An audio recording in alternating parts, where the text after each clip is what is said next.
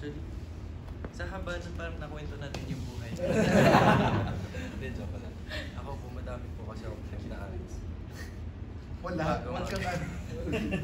Wala kang pinagdaanan. Hindi, before po nito, nag-aaral po ako sa entrepreneurship.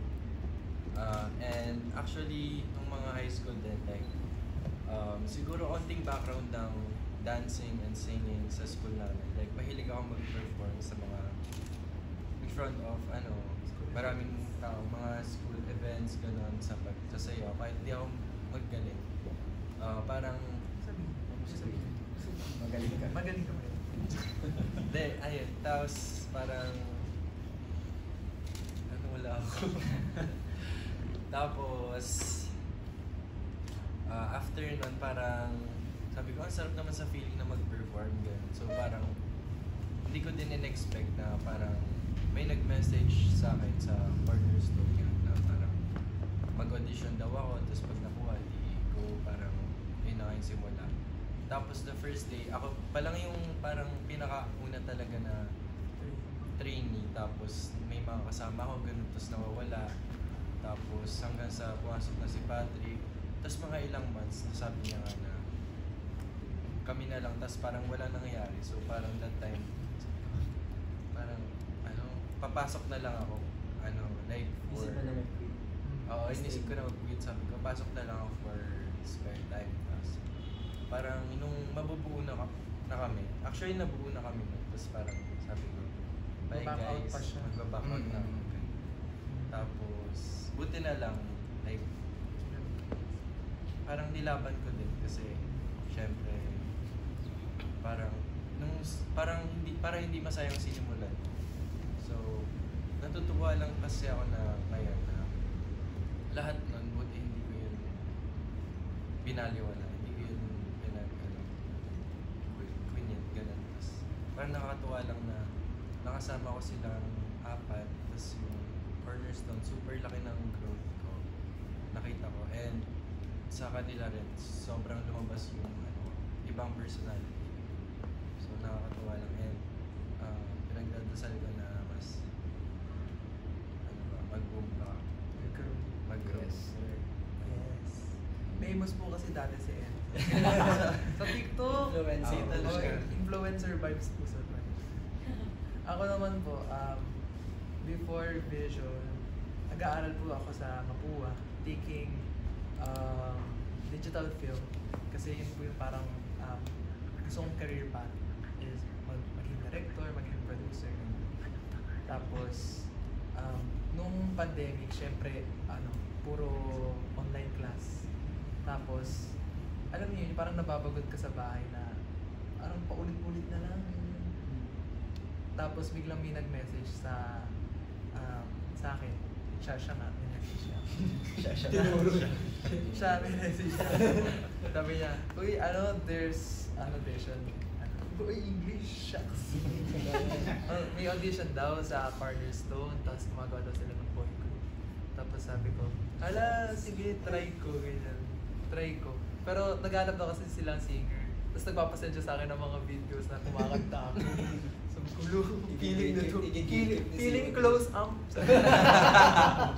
Tapos, ayun po, nag-send po ako ng video. Tapos sabi nila, magsiset daw sila ng parang audition dates, ng meeting, ganyan. So parang na-move ata yun ng mga ilang days kasi sabi ko, may online class, so hindi po ako makakapunta. Nung araw na pumunta po ako, na-meet ko yung vice president, pati yung isang handler po sa Cornerstone. Tapos, as in, pinasayaw nila ako, ganyan, pinakanta. Tapos, hindi ko in-expect, sabi nila, okay, first day mo na ng training. Tapos, pinag-training nila ako. Sabi ko, totoo ba ito? So, parang audition pa lang, tapos biglang training na. So, parang ako na-culture shock ako. Tapos, pinamit na sa akin yung silang apat. Sabi ko, ay, shucks, mga BGC boy! Mga bad boy, mga vibe nila. Sabi ko, shucks, hirap na ito. Mga vibe nila. Yun yung sobrang, parang maaangas sila tapos parang aawayin ako. Gano'n. Shucks, hindi ko kaya to! So yun, nung first day po, pinakanta nila ako agad. Di ba din sa? Oo, pinakanta nila ako sa tapos, syempre, bida-bida. So, tinaasan na. Bumiri. Pag Bumiri. So sabi ko, uy. Sabi ko, Uy, ano? okay ito to, ah. Ito na yun. No, Sample daw.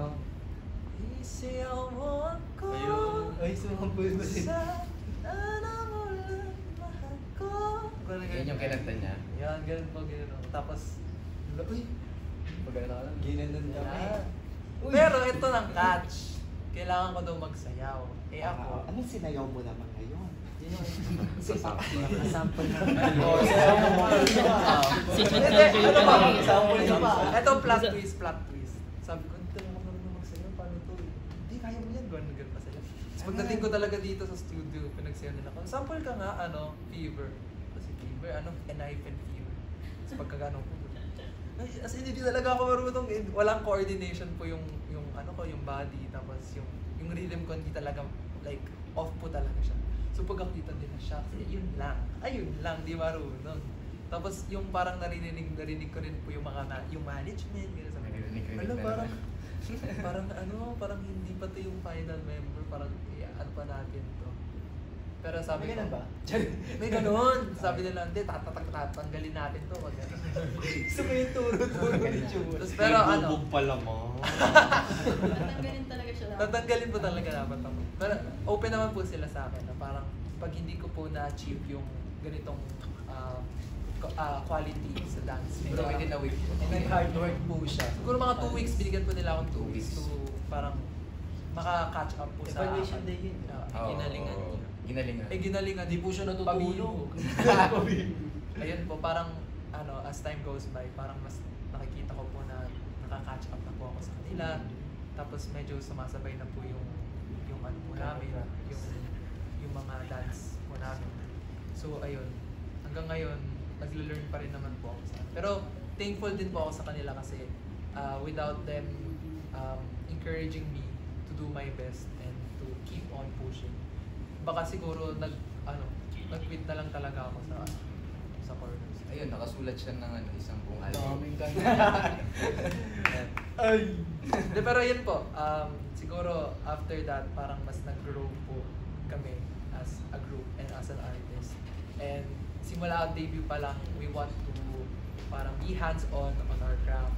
And hanggang ngayon, siyempre yung first album po namin talagang pinaglaban po talaga namin na sabi namin, gusto namin may sulat kami dito, kami yung kagawa ng songs namin. Kasi parang ilang beses na rin kami binigyan ng mga songs na hindi nag-work sa amin. And yung parang mas na-feel namin na mas comfortable kami and mas nag-work sa amin yung mga talagang galing talaga sa amin. Yung storya namin, tsaka kung ano yung sound na comfortable kami. Yun po. Thank you.